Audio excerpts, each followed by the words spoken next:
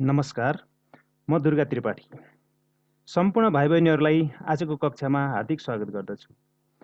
आज म कक्षा 11 को नयाँ कोर्स 2077 अनुसार अनिवार्य नेपाली विषयको पाठ्यक्रम विकास केन्द्रद्वारा प्रकाशित विशिष्टीकरण तालिका बमोजिम तयार गरिएको नमुना प्रश्न पत्र शिक्षण गर्न गइरहेको छु। शैक्षिक सत्र 2077-78 सालको बोर्ड इक्जाम अथवा अन्तिम परीक्षामा सोधिने नमुना प्रश्न पत्रको उत्तर लिखित रूपमा नै विस्तृत चर्चा गर्नेछु। परीक्षामा कस्ता प्रश्नहरू आउँछन् अनि राम्रो अङ्क ल्याउन कसरी लेख्नुपर्छ भन्ने बारेमा चर्चा गर्नेछु।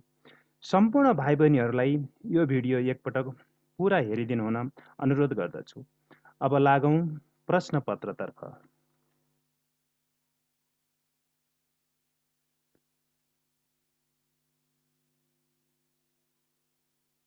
प्रश्न नम्बर 1 मा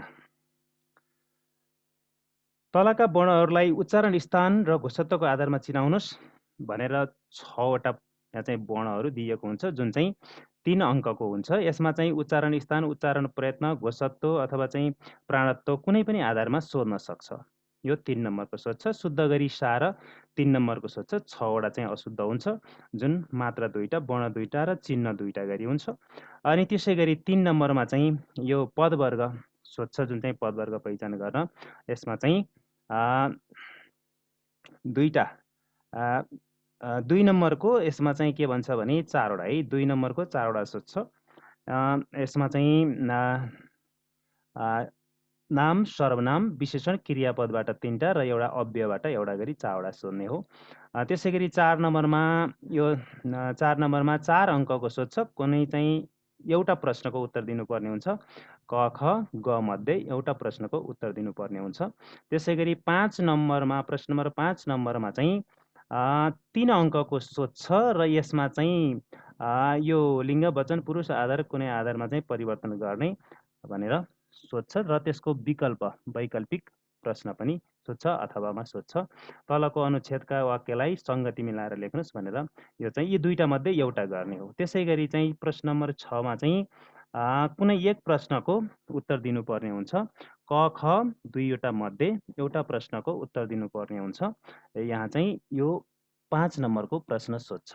क र ख यहाँ चाहिँ कमा चाहिँ पूर्ण भविष्यकालमा परिवर्तन गर्ने र खमा चाहिँ इच्छार्थक क्रियाको प्रयोग गरेर यो चाहिँ कक्षा 12 को परीक्षा दिइरहेकी आफ्नो दिदीलाई 5 वाक्यमा परीक्षाको सफलताको शुभकामना भन्ने प्रश्न। यो चाहिँ क र ख मध्ये एउटा प्रश्न गर्नुपर्ने हुन्छ 6 को चाहिँ। त्यसै गरी प्रश्न नम्बर 7 मा कुनै एउटा प्रश्नको उत्तर दिनुहोस् भनेको छ। कुनै एउटा प्रश्नको उत्तर दिनु पर्यो। यसमा चाहिँ प्रश्न नम्बर 7 मा चाहिँ 2 अङ्कको हुन्छ। यो क र ख मध्ये चाहिँ एउटा प्रश्न गर्नु पर्यो। क र ख मध्ये एउटा प्रश्न गर्नु पर्यो। यो चाहिँ कमा कृषि विषयसँग सम्बन्धित 4 वटा शब्द पहिचान गरेर लेख्ने भनेको छ भने खमा चाहिँ शब्दकोशको प्रविष्टि अनुसार चाहिँ शब्दक्रम मिलाएर लेख्ने। यो चाहिँ वर्णानुक्रम अनुसार चाहिँ मिलाएर लेख्ने भन्ने भयो। एउटा गर्ने, क र ख मध्ये एउटा गर्ने हो। त्यसै गरी प्रश्न नम्बर 8 मा चाहिँ कुनै एक प्रश्नको उत्तर दिने हो। 3 अङ्कको सोध्छ र यहाँ चाहिँ यो प्रश्नमा चाहिँ क, ख, ग है यसरी क, ख, ग 3टा प्रश्न छन्। 3टा प्रश्न मध्ये एउटा प्रश्न गर्ने हो। कमा चाहिँ करण भए अकरण र अकरण भए करणमा परिवर्तन गर्ने। खमा चाहिँ अप्रत्यक्ष कथनमा परिवर्तन गर्ने। यो प्रत्यक्ष छ, अप्रत्यक्ष कथनमा परिवर्तन गर्ने अथवा चाहिँ गमा 6 वटा सरल वाक्यलाई एउटै वाक्यमा संश्लेषण गर्ने। यो क, ख, ग मध्ये चाहिँ एउटा गर्नुपर्ने हुन्छ। त्यसै गरी प्रश्न नम्बर 9 मा क र ख दुवै गर्नुपर्ने हुन्छ। यहाँ चाहिँ क र ख 2टा प्रश्न छन्, दुवै गर्नुपर्ने हुन्छ। यो चाहिँ अनुच्छेद पढेर चाहिँ उत्तर लेख्नुपर्ने हुन्छ। कमा चाहिँ यो 4 नम्बरको है। अनि त्यसै गरी खमा चाहिँ अनुच्छेद पढी सोधिएका प्रश्नहरूको उत्तर दिनुहोस् भन्ने प्रश्नमा यो पनि 4 नम्बरको हो खको। यसमा चाहिँ वस्तुगत प्रश्न बहुवैकल्पिक प्रश्नहरू हुन्छन् यसमा। त्यसै गरी 10 मा चाहिँ यो सारांश है। मुख्य 4 बुँदा टिप्पोट गरी 1/3 सारांश लेख्ने हो। यो चाहिँ 5 नम्बरको आउँछ। बुँदा टिप्पोट गर्यो भने चाहिँ 4 वटा बुँदा टिप्पोट गर्यो भने 2 नम्बर र सारांश लेख्यो भने 3 नम्बर पाइन्छ। त्यसै गरी प्रश्न नम्बर 11 मा कुनै 2 प्रश्नको उत्तर दिनुहोस् भनेको छ। क, ख, ग मध्ये 2 वटा प्रश्नको उत्तर लेख्ने हो। क, ख, ग 3टा मध्ये 2 वटा प्रश्नको उत्तर लेख्ने हो। यसमा चाहिँ 4 क, ख, ग क, ख, ग मध्ये चाहिँ दुईटा गर्ने हो, प्रति प्रश्न 4 हुन्छ। 2 4 4 दुना 8 है यसरी। र त्यो 4 नम्बरको प्रति प्रश्नमा पनि 2 वटा प्रश्न हुन्छन्। यो चाहिँ प्रत्येकको चाहिँ 2 नम्बर है। यसमा चाहिँ 2 नम्बर हुन्छ। जस्तै यो क को गरियो भने अ र आ दुईटा भयो, अ को चाहिँ 2 नम्बर, आ को 2 नम्बर गरेर 4 नम्बर है। क ख ग 3टा छन्, 3टा मध्ये चाहिँ 2टा प्रश्न गर्नुपर्ने हुन्छ। यो ख भयो, यो ग भयो है त। यी क ख ग मध्ये 2टा गर्ने, 3टा गर्नु पर्दैन। त्यसै गरी 12 को चाहिँ कुनै एक प्रश्नको समीक्षात्मक उत्तर लेख्नुहोस् भन्ने हुन्छ। 12 नम्बर प्रश्नमा चाहिँ यो विवेचनात्मक प्रश्न हो। यो चाहिँ 8 नम्बरको हुन्छ। कुनै एउटा क ख मध्ये कुनै एउटा प्रश्नको उत्तर लेख्नुपर्ने हुन्छ।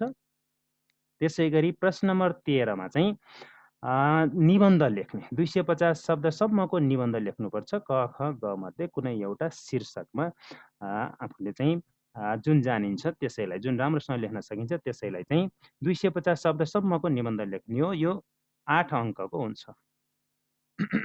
सरी। त्यसै गरी प्रश्न नम्बर 14 मा दिएको अनुच्छेद पढी कुनै एक प्रश्नको कम्तीमा 125 शब्दसम्मको प्रतिक्रिया लेख्ने हो। यो 14 को चाहिँ यो दिएको अनुच्छेद, यो चाहिँ घटनामूलक कुनै समाचार दिएको हुन्छ। त्यो समाचार पढेर, यो समाचारमूलक चाहिँ यो चाहिँ लेख अनुच्छेद पढेर यसमा चाहिँ प्रतिक्रिया लेख्नुपर्ने हुन्छ। क र ख 2टा प्रश्न हुन्छ। 2टा प्रश्नमध्ये एउटा लेख्ने हो। यसको चाहिँ म विस्तारमा पछाडि चर्चा गर्नेछु। मैले मोडल लेखेको छु एउटा, त्यसको चर्चा गर्नेछु। त्यसै गरी प्रश्न नम्बर 15 मा चाहिँ कुनै एक प्रश्नको उत्तर लेख्नुहोस् भनेको छ। यसमा चाहिँ निवेदन लेख्ने, क मा निवेदन लेख्ने र ख मा चाहिँ निमन्त्रणा पत्र भनेर यो 2टा छ। यो 2टा मध्ये एउटा गर्ने हो, 4 नम्बरको आउँछ। त्यसै गरी 16 मा प्रश्न नम्बर 16 मा एक प्रश्नको उत्तर लेख्ने, कुनै एक प्रश्नको उत्तर लेख्ने। यसमा चाहिँ एउटा प्रतिवेदन र अर्को चाहिँ टिप्पणी हुन्छ। यसमा चाहिँ यी 2टा कि प्रतिवेदन लेख्ने कि टिप्पणी लेख्ने हो, एउटा गर्ने हो, 5 नम्बरको हुन्छ। ल अब यो प्रश्नपत्रलाई विस्तारमा चर्चा गरौँ र उत्तर लिखित रूपमा नै उत्तर म लेख्नेछु र त्यसलाई चाहिँ चर्चा गर्नेछु। लागौँ अब छलफलतर्फ, प्रश्नपत्रको छलफलतर्फ। प्रश्न नम्बर 1 मा तलका वर्णहरूलाई उच्चारण स्थान र घोषत्वको आधारमा चिनाउनुहोस्। यसरी 6वटा वर्ण दिएको हुन्छ। यी 6वटा वर्ण व्यञ्जन वर्णहरू यसलाई उच्चारण स्थान र घोषत्वको आधारमा वर्गीकरण गर्नु पर्यो। यसलाई चिनाउनु पर्यो। कसरी लेख्ने त ल हेरौँ है त। यसरी पहिला चाहिँ वर्ण लेख्नुहोस्, अनि उच्चारण स्थान र घोषत्व। किनभने हामीले पहिला चाहिँ वर्ण, यो दिएको वर्णहरू लेख्नु पर्यो। अनि त्यस पछाडि हामीलाई सोधेको के हो त भन्दा उच्चारण स्थानका आधारमा वर्गीकरण गर्ने हो, चिनाउने हो, उच्चारण स्थान लेख्ने। अनि त्यसपछि घोषत्वको आधारमा भनेको छ घोषत्व भनेर लेख्ने। अनि त्यस पछाडि वर्ण, जुन चाहिँ वर्णमाथि सोधेको छ क त म ए स ह, यसलाई चाहिँ ठाडो लाइनमा सरर ठाडो लाइनमा लेख्ने क्रम छ। अनि त्यस पछाडि क वर्ण उच्चारण स्थानका आधारमा केमा पर्छ त भन्दा कण्ठ्य स्थानमा पर्छ। त्यसै गरी चाहिँ घोषत्वको आधारमा चाहिँ अघोष हो भनेर लेख्ने है, यसरी सिधा लेख्ने। अनि त्यसै गरी त वर्ण चाहिँ दन्त्य, उच्चारण स्थान दन्त्य भयो। त्यसै गरी चाहिँ घोषत्वको आधारमा अघोष भयो। त्यसै गरी म उच्चारण स्थानमा ओष्ठ्य हो, ओष्ठ्य स्थानमाबाट उच्चारण हुन्छ। त्यसै गरी घोषत्वमा घोष भयो है त। अनि ए वर्ण चाहिँ तालव्य हो, उच्चारण स्थानमा, अनि घोषत्वमा घोष भयो। त्यसै गरी स वर्ण चाहिँ दन्तमूल्य हो, स्थानमा उच्चारण स्थानमा, अनि घोषत्वमा अघोष हो। त्यसै गरी ह वर्ण चाहिँ स्वर यन्त्रमुखी हो, अनि उच्चारण स्थानका आधारमा स्वर यन्त्रमुखी हो भने घोषत्वको आधारमा घोष हो। यसरी तालिका बनाएर यो तरिकाले लेख्नुभयो भने तपाईँको गल्ती हुने सम्भावना पनि कम हुन्छ र जाँचकीले पनि हेर्न सजिलो र नम्बर पुरा पाउने सम्भावना हुन्छ। गल्ती हुने सम्भावना हुँदैन। यो तरिकाले टेबल बनाएर लेख्नु होला परीक्षामा। त्यसै गरी प्रश्न नम्बर 2 मा शुद्ध गरी पुनर्लेखन गर्नुहोस्। शुद्ध गरी लेख्ने, शुद्ध गरी सार्ने है त। यसमा चाहिँ अघि मैले सङ्केत गरिसकेको छु, 6वटा गल्ती हुन्छ। 6वटा गल्तीमा 2टा वर्ण गल्ती हुन्छ, अक्षर गल्ती हुन्छ, 2टा मात्रा गल्ती हुन्छ सरी, ह्रस्व दीर्घ इकार उकार मात्रा गल्ती हुन्छ, र अनि 2टा चाहिँ चिन्ह गल्ती हुन्छ गरी 6वटा गल्ती हुन्छ है त। ल हेरौँ, यो वाक्यमा कहाँ कहाँ गल्ती छन् त 6 वटा गल्ती पहिचान गरौँ है त। ल हेर्नुहोस् है त, यहाँ टोलका मानिसहरूले मेरा आमाबालाई हुटुटी लगाइदिए, चलाक छ, कुरो चाँडै टिप्छ, विद्यालय पठाइदिनुहोस्, भविष्य राम्रो हुन्छ भन्ने यो वाक्यमा हेरौँ। टोलका मानिसहरूले यहाँसम्म ठिक छ है। मेरा आमाबाबुलाई हुटुटी, हुटुटी भनेपछि यो चाहिँ के भयो त इकार एउटा, मात्रा एउटा गल्ती भयो है त। यो ह्रस्व छ, यसलाई दीर्घ बनाइयो। हुटुटी लगाइदिए, त्यस पछाडि लगाइदिएपछि के भयो त के हुटुटी लगाइदिए त नि भन्ने चाहिँ यो त उदाहरण कसैको भनाइ हो नि त। हुटुटी लगाइदियो भने चाहिँ के भयो त कमा भयो है त, कमा भयो, अल्पविराम है, अल्पविराम भयो। अनि त्यस पछाडि चाहिँ भनाइ छ भने उदाहरणले घेर्नु पर्यो होइन त, उदाहरण चिन्ह।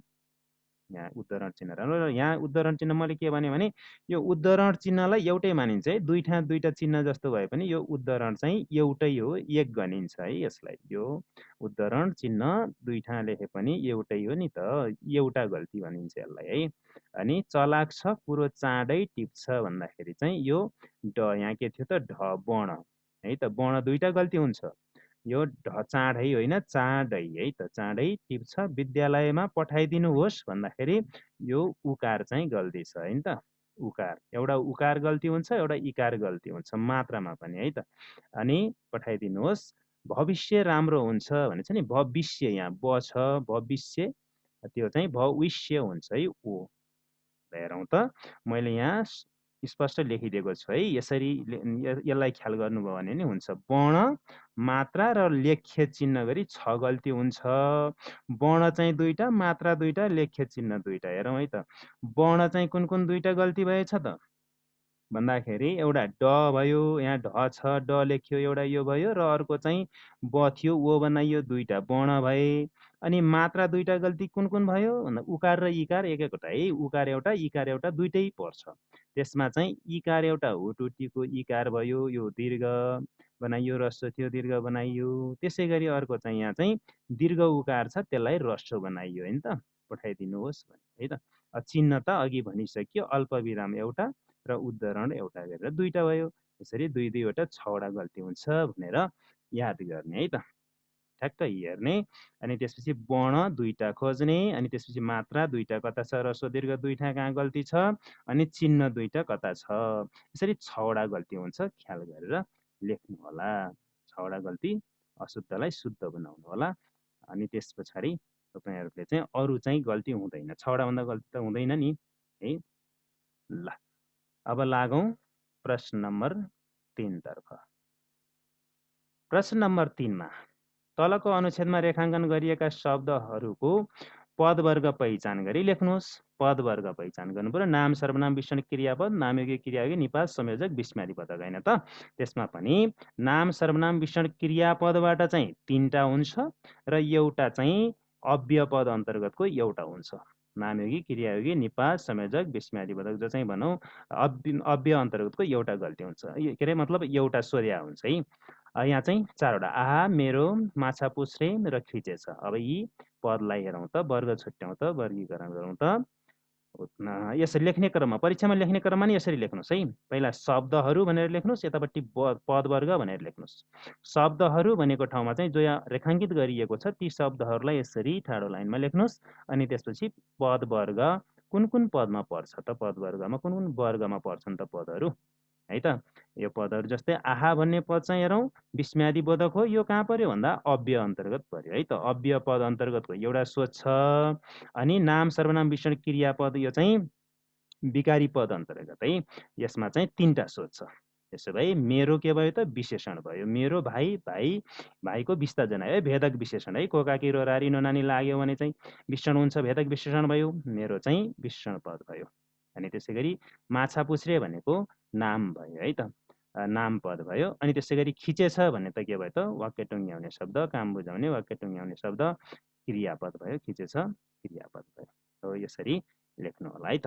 ल प्रश्न नम्बर 4 मा जाउँ।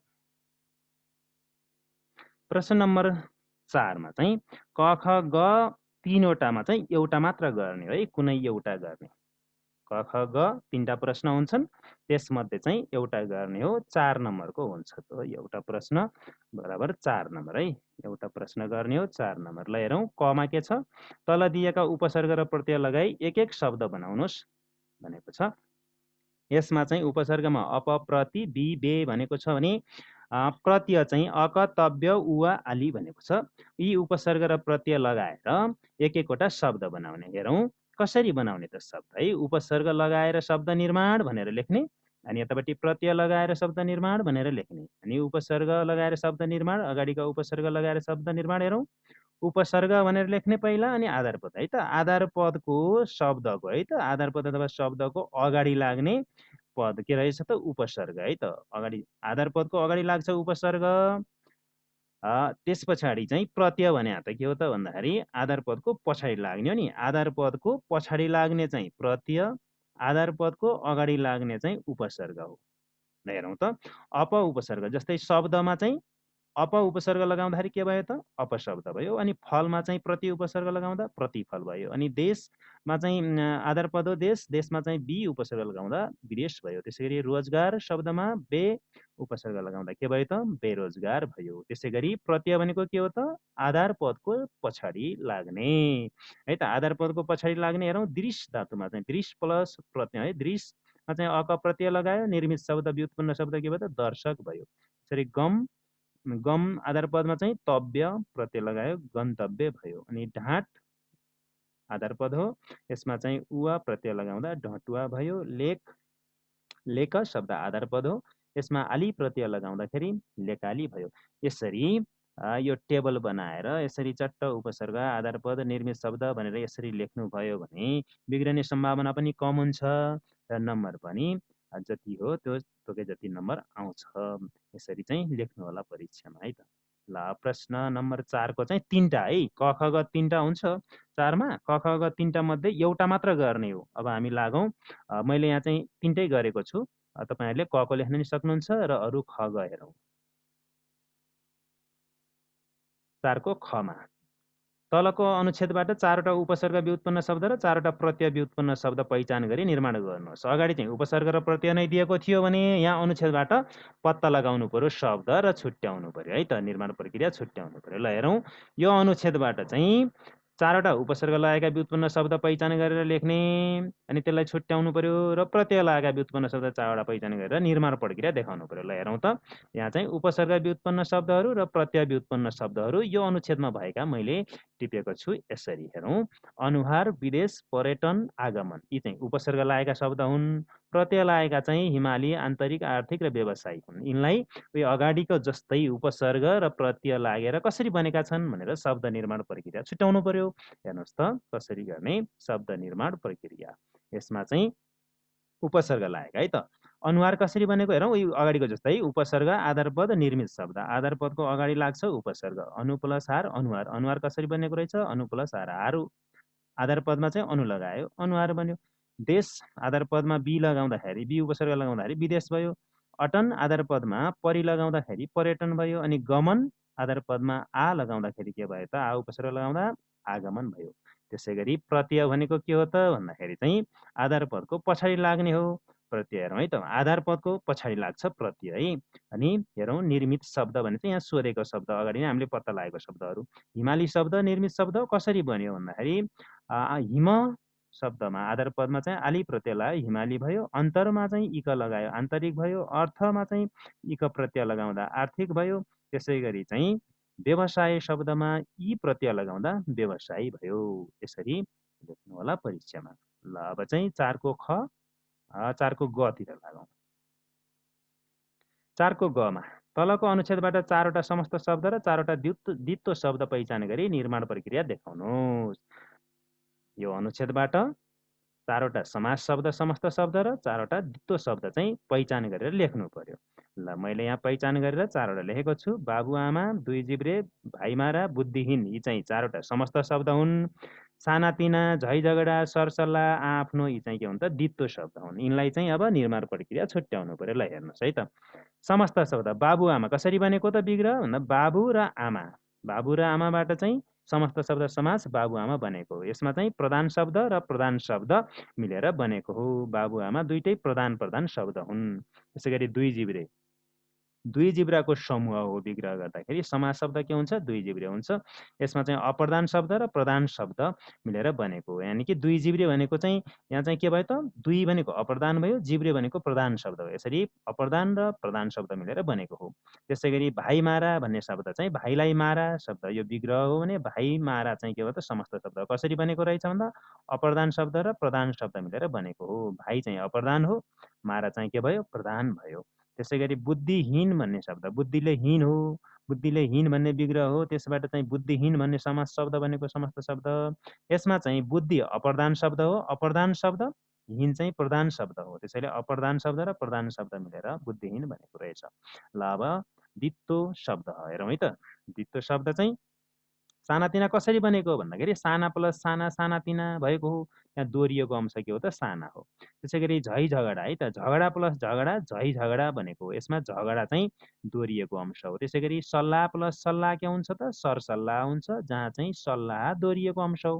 त्यसैगरी आफ्नो प्लस आफ्नो के हुन्छ? आफ्नो हुन्छ। यसमा आफ्नो अंश चाहिँ के त? दोहोरिएको हो भनेर बुझ्नु पर्यो। यो तरिकाले लेख्नु पर्यो। क ख ग मध्ये तीनटा मध्ये एउटा लेख्नुहोस् परीक्षामा है। मैले यहाँ चाहिँ तीनटै तपाईहरुलाई सिकाएँ।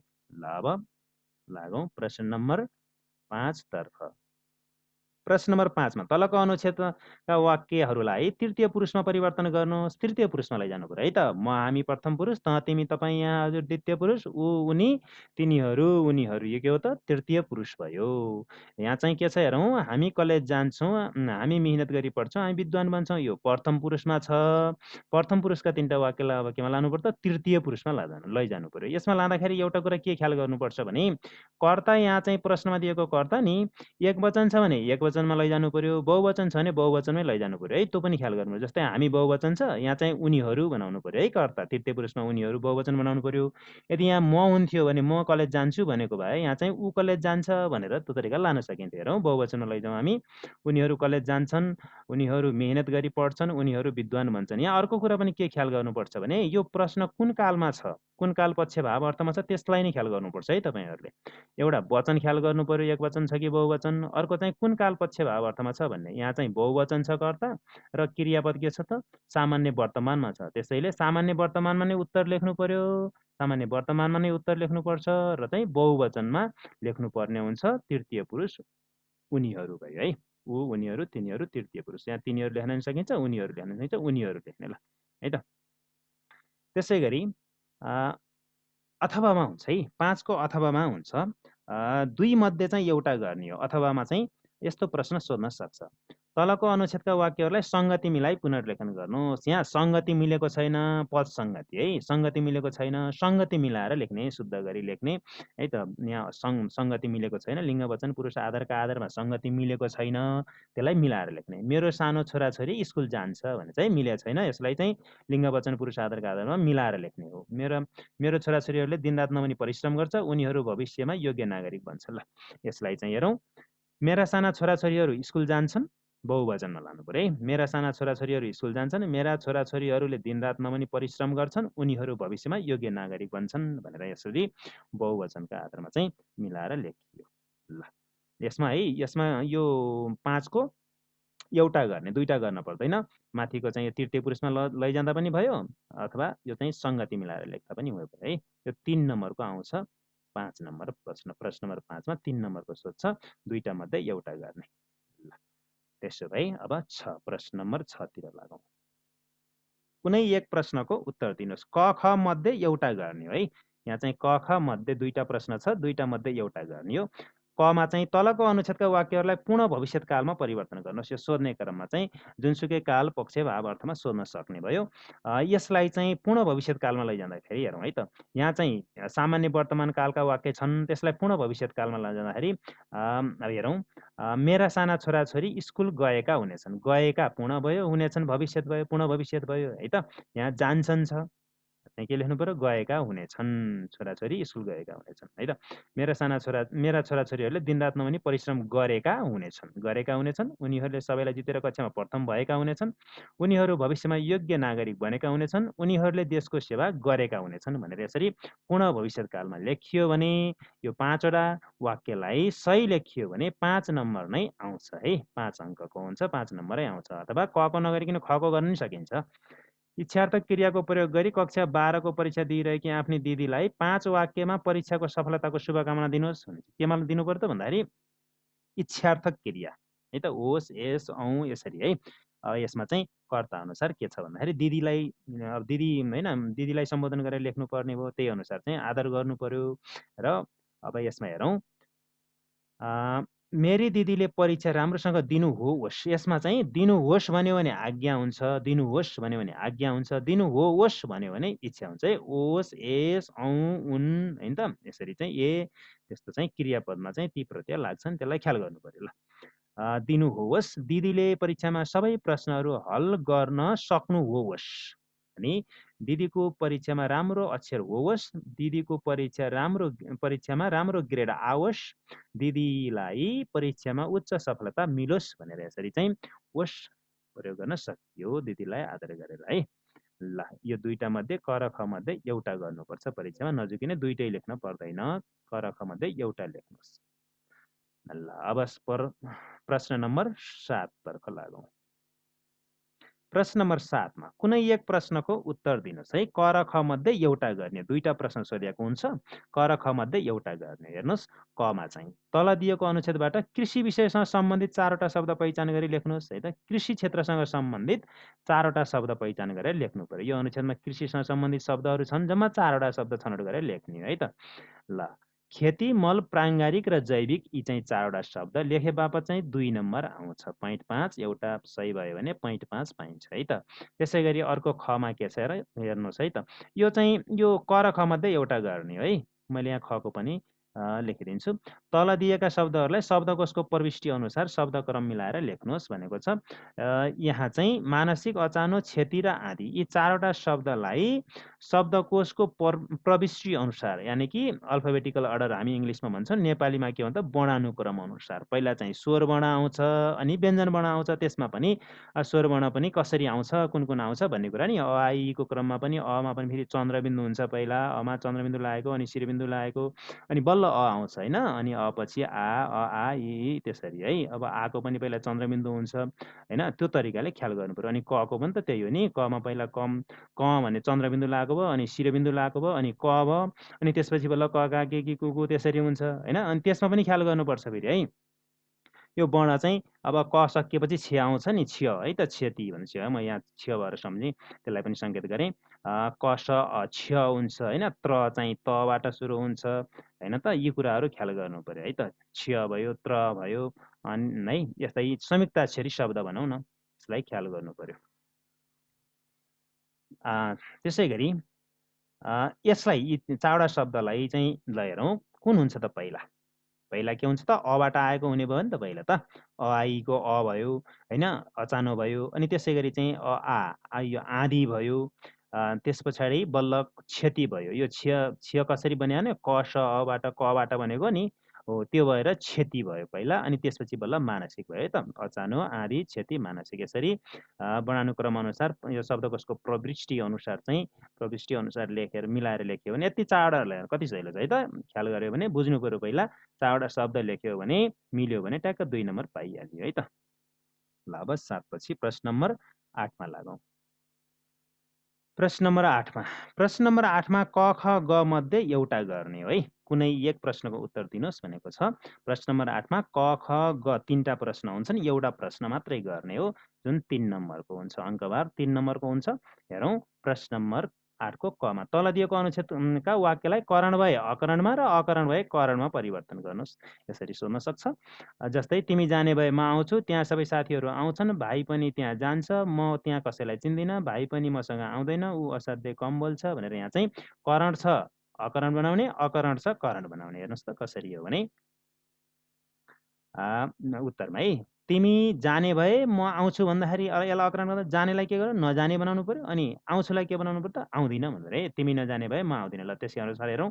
त्यहाँ कुनै पनि साथीहरू आउँदैनन्। आउँछन्, सबै साथीहरू आउँछन्, कुनै पनि साथीहरू आउँदैनन् है अकरण भयो।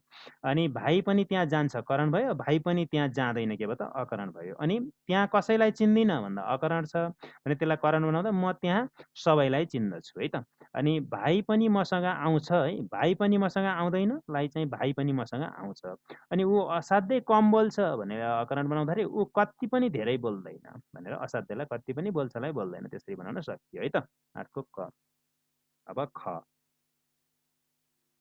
खमा चाहिँ प्रत्यक्ष कथनका वाक्यलाई अप्रत्यक्ष कथनमा परिवर्तन गर्ने है त। यसलाई हेरौँ। 3टा वाक्य छन्। 3टा वाक्यलाई चाहिँ अप्रत्यक्ष कथनमा परिवर्तन गर्दाखेरि गुरुले भन्नुभयो अनुशासन नै विद्यार्थीको गहना हो। यसलाई चाहिँ गुरुले अनुशासन नै विद्यार्थीको गहना हो भन्ने कुराको सङ्केत गर्नुभयो भनेर लेख्न सकियो। अनि विद्यार्थीले भन्यो म अनुशासित हुने प्रयास गर्छु। त्यसमा विद्यार्थीले आफू अनुशासित हुने प्रयास गर्छु भनी वचनबद्धता प्रकट गर्यो भन्नुभयो। त्यसैगरी गुरुले भन्नुभयो स्याबास है त। यसलाई कसरी लेख्न सकिन्छ भन्दाखेरि गुरुले स्याबास भनी विद्यार्थीको प्रशंसा गर्नुभयो भनेर लेख्न सकिन्छ। यो खको भयो। त्यसैगरी चाहिँ अर्को गमा हेरौँ। तल दिएका 6वटा सरल वाक्यलाई एउटै वाक्यमा संश्लेषण गर्नुहोस्। यो चाहिँ ल यी 6वटा वाक्य छन्। यी 6वटा वाक्यलाई एउटै वाक्यमा संश्लेषण गर्दाखेरि कसरी गर्ने त हेर्नुहोस् है त। मैले यहाँ लेखेको छु। आदिकवि भानुभक्त आचार्यले तनहुँमा जन्मेर रामायण लेखी नेपाली भाषाको एकीकरण गरेकाले उनी नेपाली भाषाका एकीकरणकर्ताका साथै जातीय कवि हुन् भनेर एउटै वाक्यमा लेख्नुपर्ने हुन्छ। यसलाई चाहिँ एउटै वाक्यमा लेख्दाखेरि अब सुरुमा चाहिँ विशेषण शब्द ल्याउन सकिन्छ र यसमा चाहिँ असमापिकाको क्रियापद प्रयोग गर्न सकिन्छ र यस क्रममा चाहिँ एउटै प्रकृतिका भन्दा नि असमापिका पनि फरक फरक बनाउन सकिन्छ। अब त्यस्तो नमिल्ने सन्दर्भमा संयोजक पनि राख्न सकिन्छ। जे होस् वाक्य चाहिँ सहज हुनुपर्यो, अर्थयुक्त हुनुपर्यो, सरर बगेको है। त्यो अर्थयुक्त हुनुपर्यो। त्यो खुजमुजिएको अथवा अर्थ अस्पष्ट भएको त्यस्तो हुनु हुँदैन। यो तरिकाले चाहिँ लेख्नुपर्ने हुन्छ। अभ्यास गर्नु होला। प्रश्न नम्बर 9मा क र ख दुवै गर्नुपर्छ है। 2टा प्रश्न सोध्छ, क र ख दुवै गर्नुपर्छ। प्रति प्रश्न चाहिँ 4 अङ्क हुन्छ। र यसमा हेरौँ।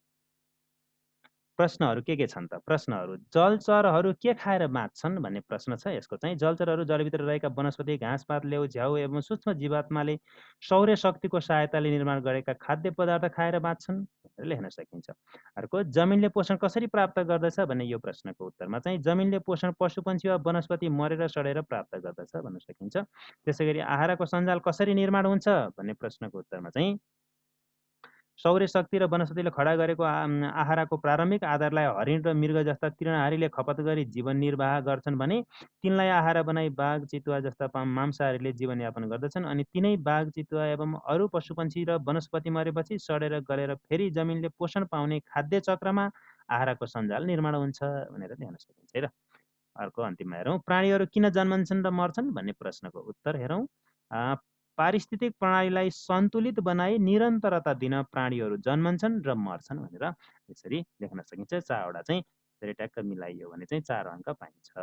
ल अब अर्को 9को खको हेरौँ है त। खको पनि गर्नुपर्छ है दुइटै। 9को त क र ख दुवै गर्नुपर्ने हुन्छ। तलको अनुच्छेद पढी सोधिएका प्रश्नहरूको उत्तर लेख्नुहोस् भनेको छ। यसलाई हेरौँ। प्रश्नहरू सबै भन्दा ठिक उत्तर छानेर लेख्नुहोस्। यसमा चाहिँ बहुवैकल्पिक प्रश्न आउँछ है। यादृच्छिक शब्दको अर्थ के हो? यसमा यी 4वटा मध्ये चाहिँ एउटा छान्नु पर्यो। स्वैच्छिक हो है। उत्तर चाहिँ अको स्वैच्छिक हो। खमा चाहिँ भाषा मानिसको कस्तो सम्पत्ति हो? यसमा चाहिँ आको आर्जित सम्पत्ति हो। आर्जित है आको भयो। सबै भाषाको आफ्नो मानक रूप हुन्छ भन्ने वाक्यको सम्भावनार्थक क्रिया कुन हो भनेर भन्दाखेरि यसमा चाहिँ कुन मिल्छ त? इको होला है। सम्भावनार्थ होला भयो नि त। इको भयो। सृजनात्मकता कुन वर्ग अन्तर्गत पर्दछ? सृजनात्मकता कुन वर्ग अन्तर्गत पर्दछ? नाम सर्वनाम विशेषण क्रिया यहाँ भनेको छ नाममा पर्छ है।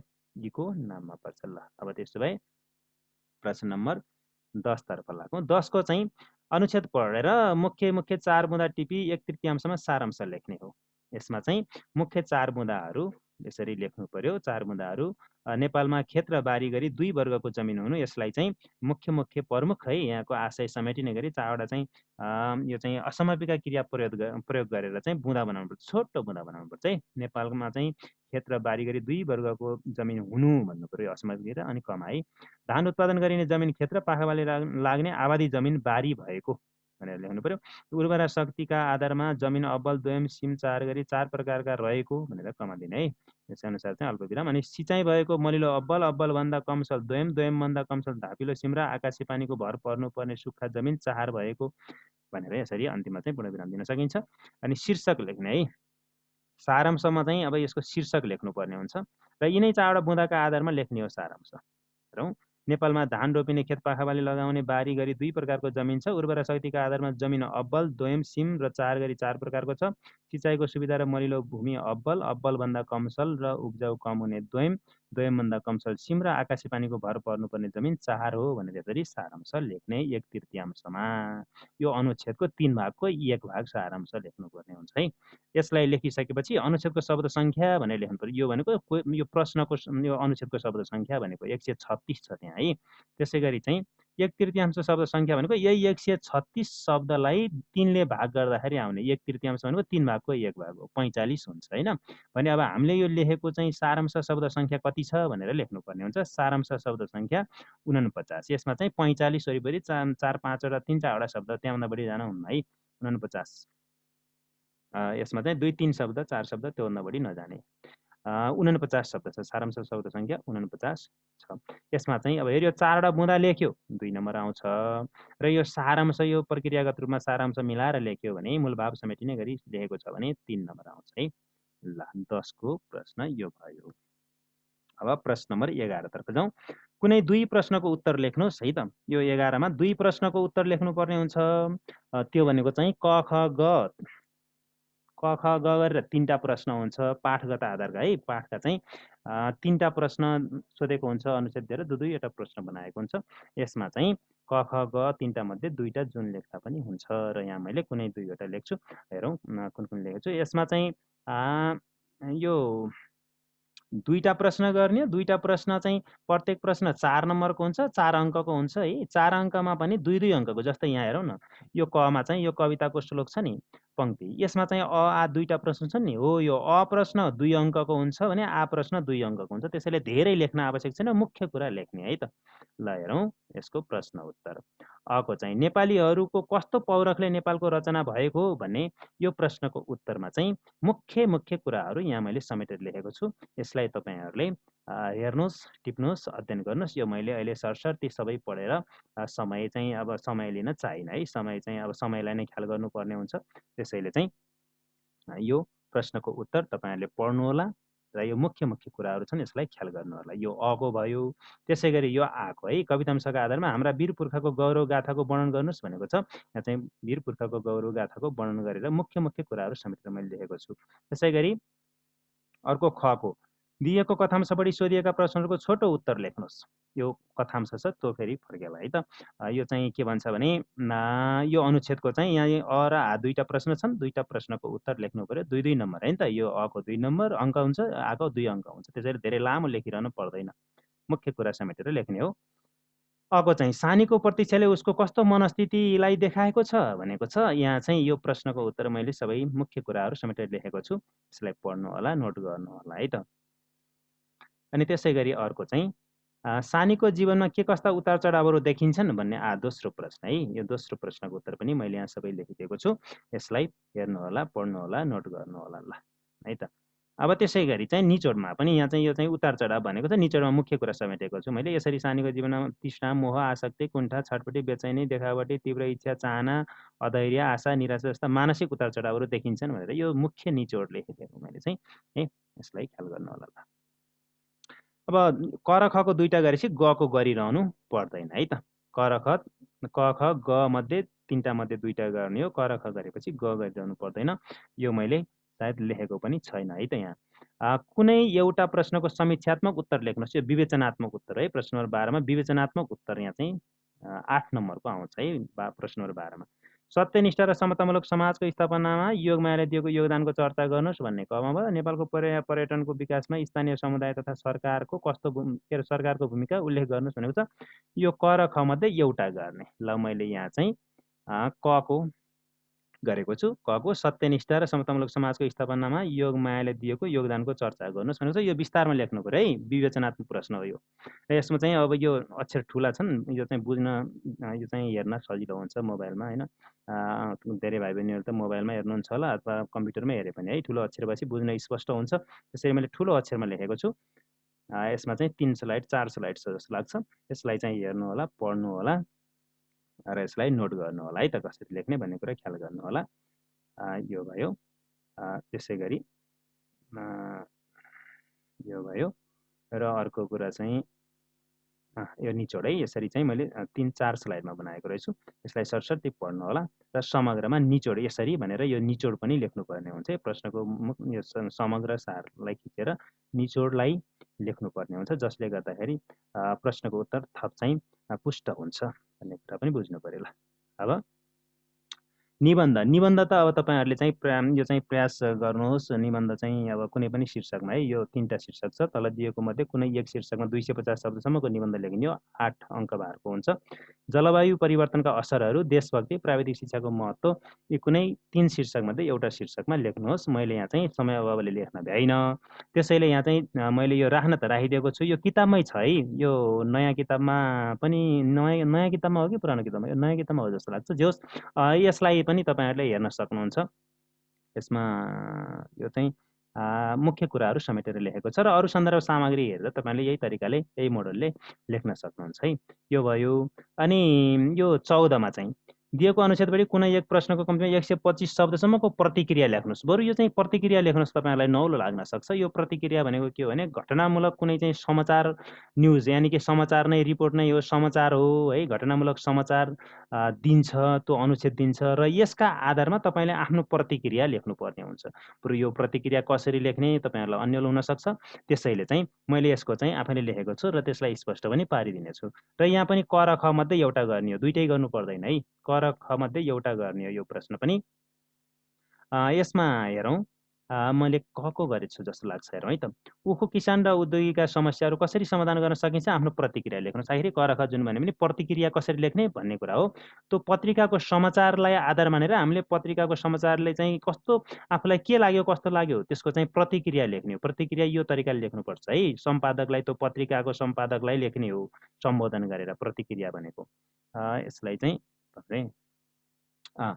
मिति 2077 11/7 11 महिना 7 गते है। श्रीमान सम्पादक, पोखरा आवाज दैनिक, माछापुच्छ्रे पब्लिकेसन, पोखरा कास्की भनेर यसरी चाहिँ सम्बोधन गर्दै ठेगाना लेख्ने र विषय प्रतिक्रिया सम्बन्धमा भन्ने। त्यो रिपोर्ट घटनामूलक समाचारले आफूलाई पारेको प्रभाव के कस्तो, के लाग्यो मनमा हो, त्यो आफ्नो प्रतिक्रिया लेख्ने हो नि त, मनमा लागेको कुरा लेख्ने हो है त।